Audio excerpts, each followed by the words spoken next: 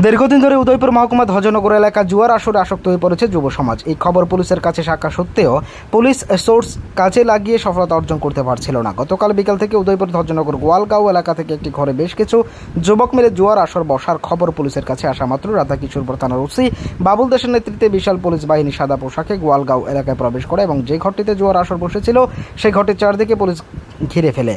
Police ঘরে ঢুকে 6 জুয়ারিকে হাতে নাতে ধরতে পারে। তাদের নাম বাইখোরা এলাকার যুবক প্রশান্ত কোড়ই, রতন মগ, শান্তিরবাজার মহকুমার বিকাশ বল, উদয়পুর রায়াবাড়ি এলাকার মুকেশ মিয়া, উদয়পুর ভাঙ্গারপাড়া এলাকার যুবক নূর মোহাম্মদ চৌধুরী এবং শান্তিরবাজার মহকুমার যুবক অর্পণ ঘোষকে পুলিশ আটক করতে পেরেছে।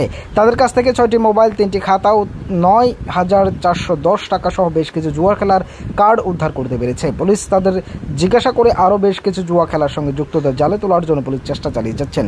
আজকে তাদেরকে আদালতে প্রেরণ করা হবে বলে জানান পুলিশ। উদয়পুরের শুভবুদ্ধি সম্পন্ন জনগণের আশা, এই জুয়া খেলার সঙ্গে উদয়পুর মহকুমার বিভিন্ন এলাকার যুবকরা যেভাবে জুয়া খেলা সহ অসামাজিক কাজে যুক্ত হয়ে যুব সমাজ শেষ হয়ে যাচ্ছে, তাদের বিরুদ্ধে অভিযান চালানোর জন্য পুলিশের কাছে অনুরোধ জানিয়েছেন উদয়পুরের জনগণ।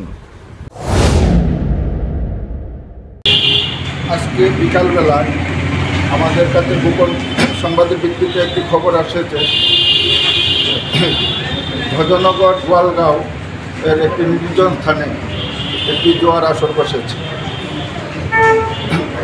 এই খবর পাওয়া মাত্র OC RKpur PS inspector Babul Das স্যারের নেতৃত্বে আমি SI Tapan Kumar Ghosh, SI Sourav Saha, SI Shyamal Majumdar এবং পিএসএ স্টাফ মিলিয়ে আমরা অভিযানে বের করি এবং এই ঘটনাস্থল হইতে 6 জন লোককে আমরা অ্যারেস্ট করি।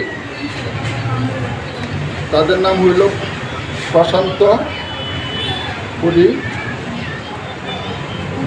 বাইখোরা, 2 নম্বরের লগা বিকাশ বল, শান্তির বাজার, 3 নম্বরের লগা Mukesh Miya, Rajarbag, Ratan Mog, Baikhora. Bureau report, S Bharat live 24 hours.